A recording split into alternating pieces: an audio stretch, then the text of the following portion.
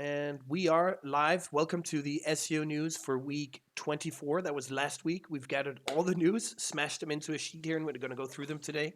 I'm Frederick Drost, and this is Emil Walgren, Walgren Yeah, from Precies Digital. We both work there. He's one of my colleagues. First time on the show, we can say. yeah. Welcome. Thank you for joining.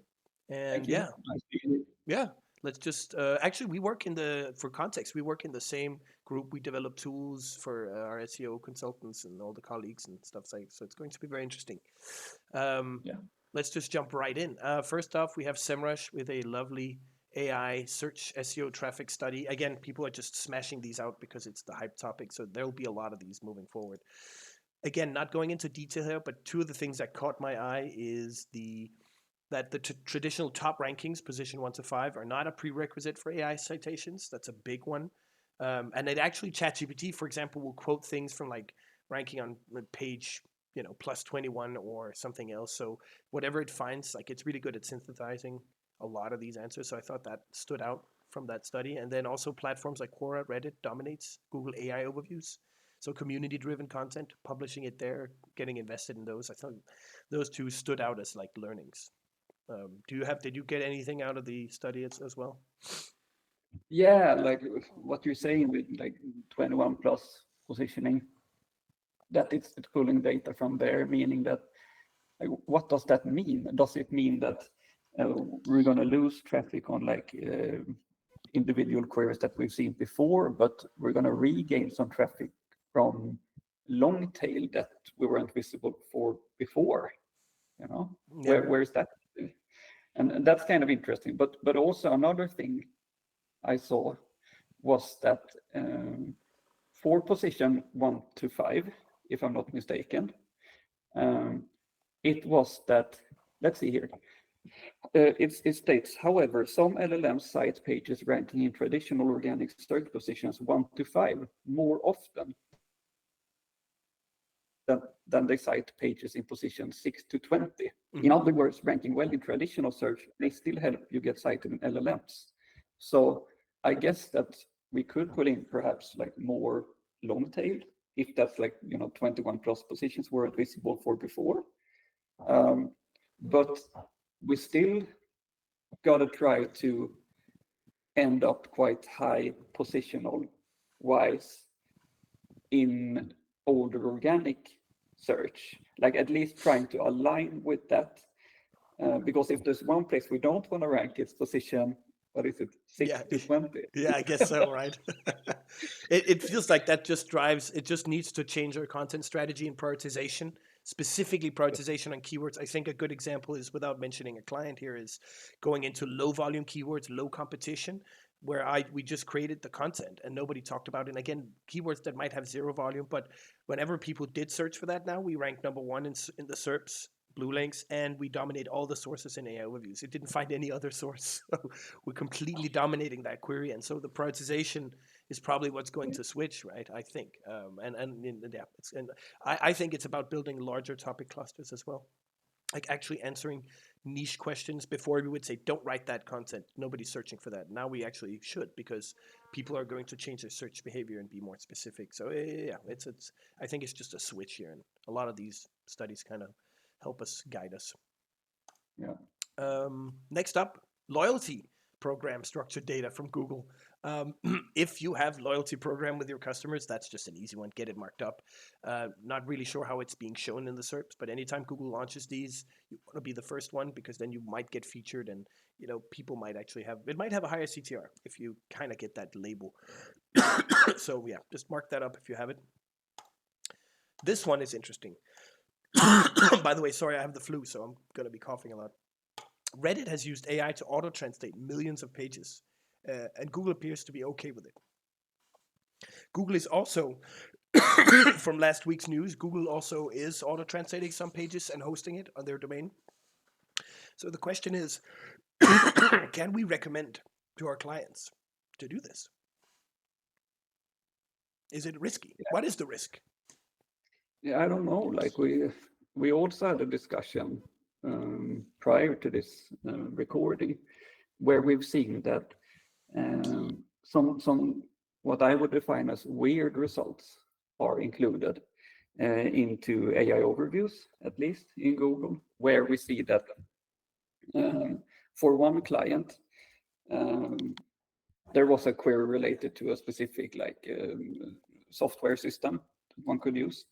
And what we saw was that the AI overview in Sweden recommended a system that only seems to be apparent on the US market, basically. But it had translated the information from those pages and backed up that it has great support from Reddit users, but only on the American market. So it seems like Google is experimenting with some auto translation features and trying to globalize a product assortment, basically. So it's definitely where it's heading there. I've talked to a few clients now where I'm like, we should maybe consider this, because the big break for them was like, we need everyone to check everything and write it, and we need humans, and like actually not so much. Like I think interface is important, and like branded content needs to be important when it comes to branding and the message. But then you go into all the blog posts and all the product descriptions. Use AI, and if it's you check like the top 100 or randomly you check, and if they're all perfect, you can kind of rely on it being okay, and then you just move along. I think that's kind of where a lot of people will be headed. So I think that's something we can now talk about, where before it was not very recommended. So that's a cool shift. Yeah. Also, just a quick reference here, Lily Ray, good follow on Twitter, by the way. She's very happy to hear that some people are talking about the importance of removing low quality content to improve overall performance. Something we also do and recommend sometimes in some cases. And I think it's just good to remind people that is a thing. So, just, yeah. And it coming from Lily Ray, that's always a nice, she's got a lot of EEAT, so to speak. The next one here is Google AI mode is now showing for the first time outside labs. I haven't confirmed if it's just US, but it's definitely outside of labs now. And also, Google has said it will show this data in Search Console. So we're waiting for confirmation on that. I'll keep tight eyes on the SEO sphere, and I'll report maybe in the next week SEO news if we see that. It would be nice to actually start getting some granularity in terms of AI overviews and AI mode. Google really doesn't want us to do any measurement. Because they're probably not going to look good. But there are still systems for measuring, maybe not like total GA data, but there are systems for measuring visibility, at least. You could extrapolate a bit. Yeah, third-party tools, something we've covered a bit in previous ones a month ago maybe, but extrapolating, like, okay, third-party tools can tell me if I'm featured in the AI reviews and if or if there is one. I feel the data for being featured, like if a SERP has an AI overview, that data is pretty accurate. I just did an analysis before this one for another client. Are you featured inside the AI overview is quite unreliant from third-party tools. In this case, it's Ahrefs. That was quite unreliant. Basically, I did 10 keywords. I'm going to do more, but every keyword where it said you're not featured, they were, which is positive, but that just means it's just, and then you can extrapolate that with some clicks and in Search Console and get an idea of what's going on, but it's still not conclusive, so it's really annoying. But yeah, there's it seems like personalization is quite big in regards to. I've also seen that in Ahrefs that it doesn't really match what I see even when I run like immediate tests for search terms, where I can see in my browser there is an AI overview with a specific reference, and when I run that live in Ahrefs, I don't. Yeah. So personalization seems to be a thing, but I guess nothing is changing in SEO. We're painting with broad strokes, so we're just gonna have to look for themes, rather than like specifics, I believe. Yeah. Draw conclusions from larger sets, and then structure a strategy, and then see if we can see some. Yeah, it's classic. But also these are brand new measurements. Like Ahrefs, when it came out with keyword tracking, it was probably not good in the beginning, and then they perfected it over time, right? So, well, we'll see. Yeah, like if we have some queries which are close to each other semantically, and some of them get AI overviews, well, the probability is quite high, I believe, that all of them at some point will show AI overviews for some people. Yeah. So it's still something we should Yeah. try to Yeah, look of out for. course.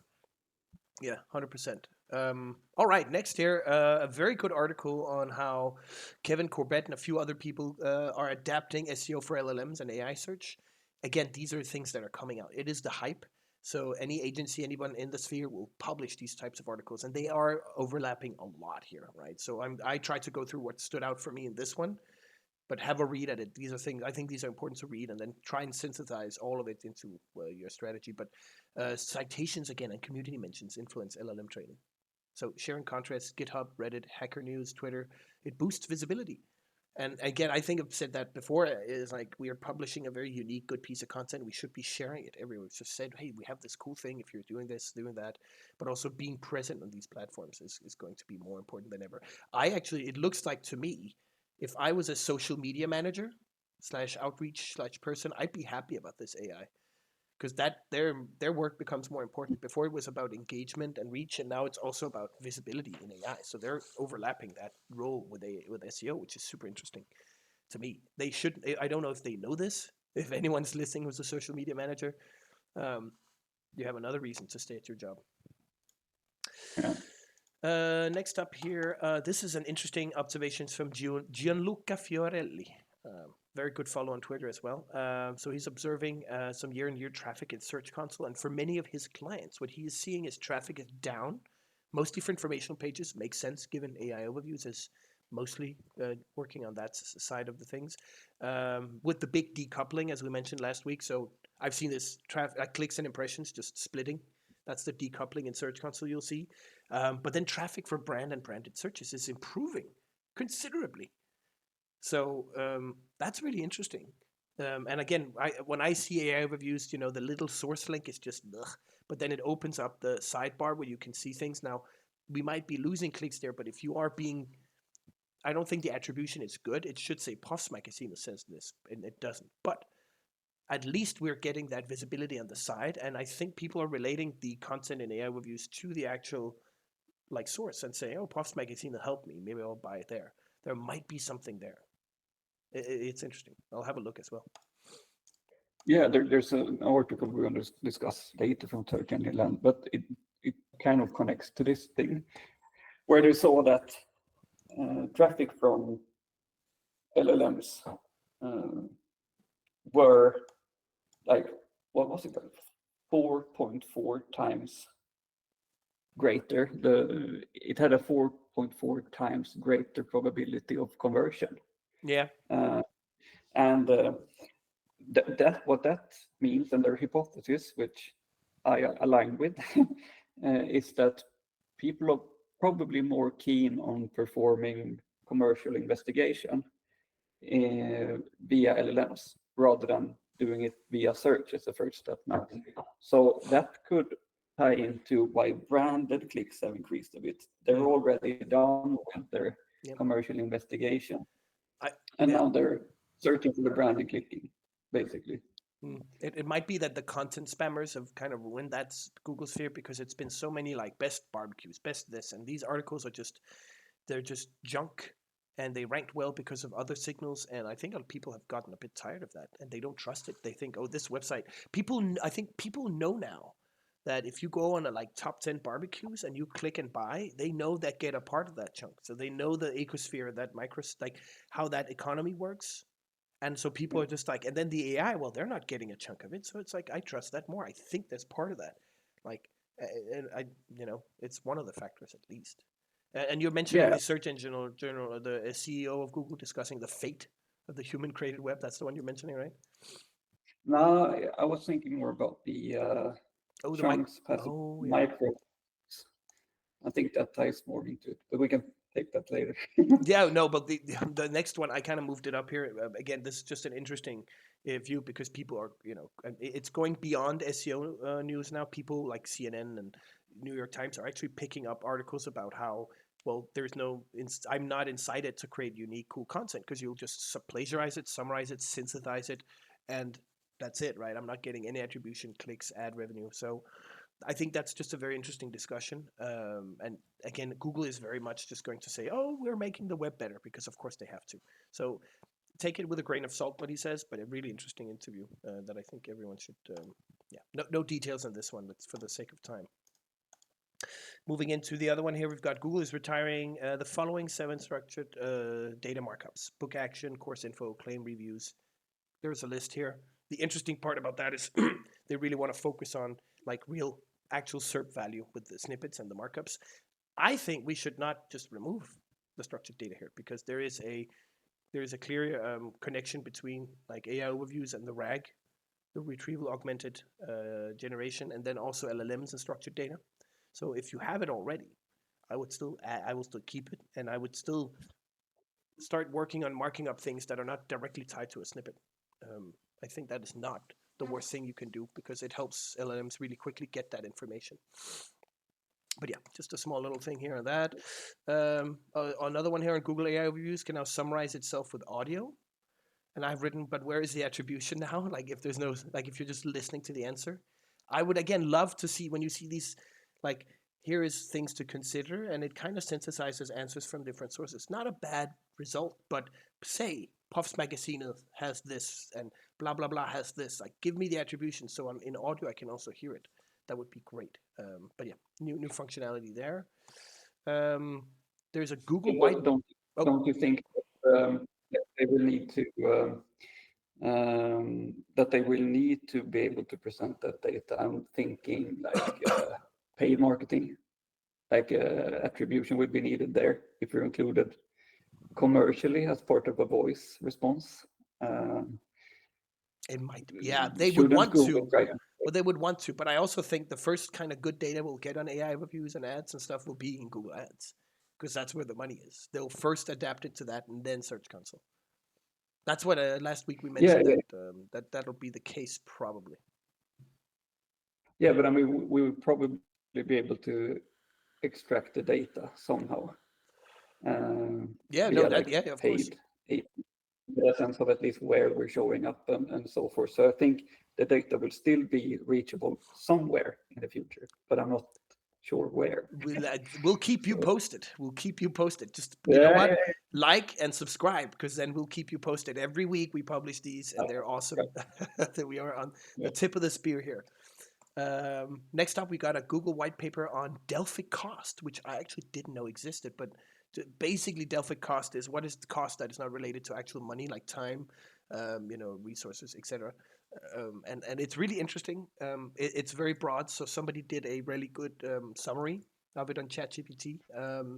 But yeah, the actual white paper is here. I have a summary of it as well, at least like yeah, kind of very concise summary.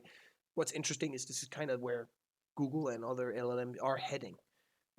Like it is not, it's measuring the success of a search engine and how fast you complete a task as a user. Like what is your goal? When is it complete? And I think it's just an interesting take here. Like that you always go back to that. And for example, with AI overviews, are we increasing Delphi cost or not? Boom. So looking into that is interesting, but that's very top level and nerdy. Um, Another one here. This is ChatGPT is now adding UTM source ChatGPT to links and sources that you didn't have it before. So all that really means is we might be seeing a spike in referrals from ChatGPT, which is good. I have a few clients that kind of almost grows exponentially. ChatGPT seems to be the main dominant source for referrals. They're exploding, and and a lot of it is local search, booking this and that hairdresser. So people are using LLMs for this stuff, and it's exploding. yeah, And yeah. again, I can't confirm it's bots, but the conversion seems to be there. The same goes for e-coms. There's actually good conversion stuff from ChatGPT, so you might see a spike. Don't take credit for it. ChatGPT just added source parameters. And then finally, here, last one of the day, Google AI mode changes how search works. It no longer relies solely on full page rankings, but instead assembles answers from multiple background queries using the most relevant content chunks or passages. That's what you were referring to, the last one there. So, what really stood out for me here is the single paragraph from a page deep in the SERPs can now outrank page one of those.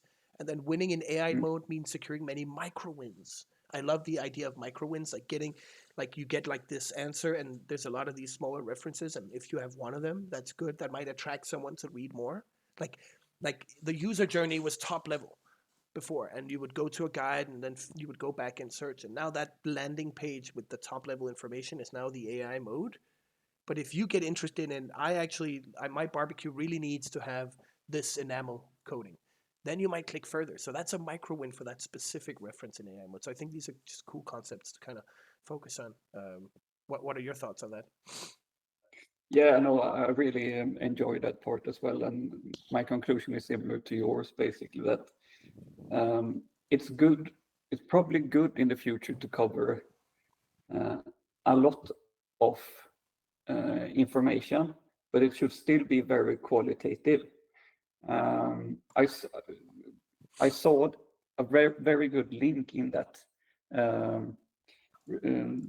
that post about whole page optimization, that they call it, and that means like all of the individual snippets on the page. And there's a good YouTube video linked there where they interview like the whole page guy from Bing. Bing. Yeah. Yeah, and he there talks a little bit about what their targets are for optimization, and that's super like interesting, because he breaks it down into two legs basically, and one is internal collected information, and what is that? Was asked, and he said he was more honest than I've heard Google reps being, but they're probably doing it the same way. And he says we're optimizing for user experience. So they're probably collecting user experience signals to a greater degree than maybe looking at on-page elements, basically, Yeah, but in relation to queries. that is so dangerous, So though. That is dangerous because can you trust users to know what's correct? Like if you trust humans, they will just eat chips. That is not good. That's not healthy. You know what I'm saying?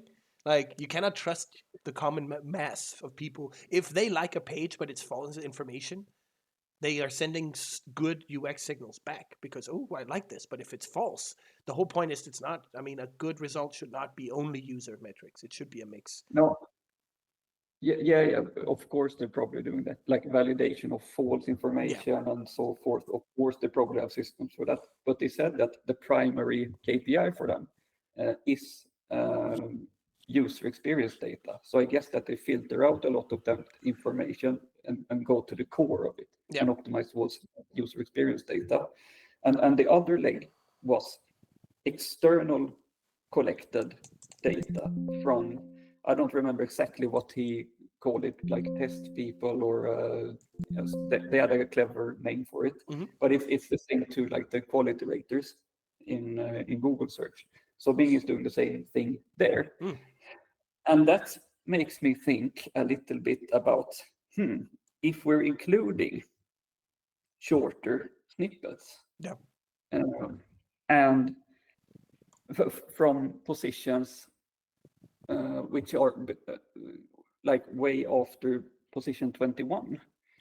And the old Google search system has been based on rankings, based on document matching towards a specific query and its relevance. And they're optimizing for user satisfaction, basically. Why isn't Google and other search engines way more like correlated with how they pick answers with the original rankings? That I don't really That's weird. have a good answer for that yet. And But those are just, and we're talking specifically AI mode AI overviews because LLMs probably don't have a UX signal tracking set up. If they rely on traditional search, yes, but they are starting to index the web. But I don't think they rely on UX signals as much as Google and Bing, unless they then use those search engines. Like I'm talking LLMs here, but AI overviews and the correlation between rankings, that's the mystery. yeah, exactly. So that's going to be interesting to see. Yeah.